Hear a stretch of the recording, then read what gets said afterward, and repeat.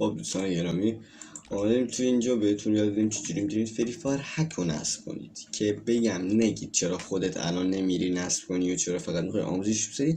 انقدر من قبلا ویدیو چیت گذاشتم دیگه حوصله ندارم برم چیت بزنم واقعا، یعنی جدی دارم میگم.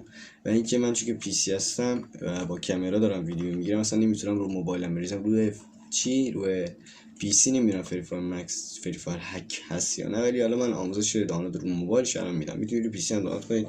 من الان نت هیچی ندارم برام. میرید اینجا می نویسید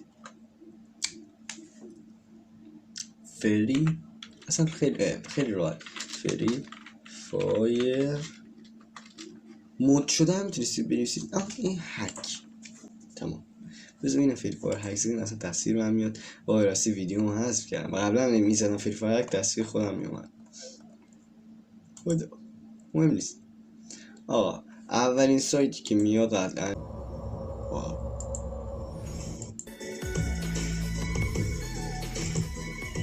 بچه اینجا هم ویدیو شده رو نشون میده که مثلا میتونید اینجا هک کنید و فلان. واو بچه بینید چقدر همه انیمی هم داره نشون میده. خب دیگه بچه زیاد نمیتونم ویدیو نشون بدم دیگه، ممکن آپلود گیر بده. فقط خواستم بهتون نشون بدم که واقعی خودتون میتونید برید کلش نگاه کنید، من نمیتونم کلش نگاه کنم. برای نصب بازی، ابتدا فایل نصبی بازی اینا رو من خودم میدونم، همینجا میخونم که خیلی بهتره. نصب کنید ولی اجرا نکنید. نگاه کن داره میگه فایل بازی رو نصب کنید ولی اجرا نکنید. بعد از دیتای بازی رو دانلود کردید پوشه، من خودمونی میگم، میرید توی پوشه اندروید و پوشه اوبی یک پوشه به اسم این فری فایر ساخته و فایل دیتای بازی رو دارین پوشه. بچه نگاه کنید، میرید اینو نگاه میاد اینجا تو سایتی که من لینکش رو زیر ویدیو نمیذارم، باید بیاید تو سرچ کنید فری فایر هک، برید توش، میاد اینجا میذاری کپی، میری همینو توی فایل اندرویدت که من حالا دیگه این کارو همه بلدن، میری توی پوشه اندروید توی پوشه او بی بی میسن یه فایل به این اسم میسازی. بعد فایلی که اینجا میای دانلود میکنی این فایل نکنید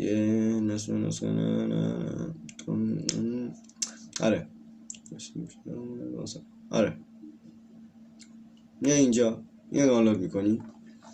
آقا تو سایت دومی که من این سایت فری فایر هکمو دانلود میکردم، اینجا خیلی آسان تره به نظر من. بیاید اینجا اینو دانلود میکنید، بعد اینم دانلود میکنید. خب این فایل اولی که باید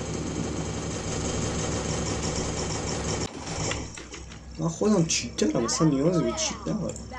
خب میاد اینجا اینو دانلود میکنید، نصبش میکنید ولی اجراش نمیکنید. اینو دانلود میکنید بچه، یه فایلی بهتون میده که این فایل رو